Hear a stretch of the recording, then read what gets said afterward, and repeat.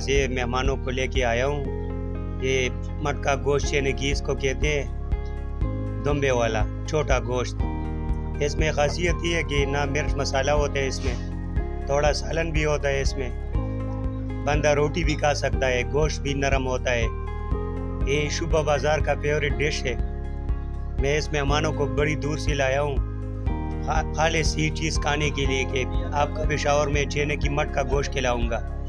ये बहुत जायकादार होता है, बहुत अच्छा होता है। ये अफ़गानी डिश है, अफ़गानी डिश है, लेकिन आज कल पेशावर में भी मिलता है कई जगह पे। इसकी प्याज डालते हैं, प्याज और टमाटर है और दुम्बा है और कई तेल है, हेल तेल इस्लामाबाद वाला। इसकी 30-35 मिनट में अभी तैयार हो गई है। और 30-35 मिनट अभी लगाने हैं। ये अफगान का खैबर है। इस चिनेके में अफगानी बीफ टिक्का है, कब चावल है, चना में वाला, कब पुलाव है और मले बूटी, चिकन बूटी वगैरह, सालन भी है।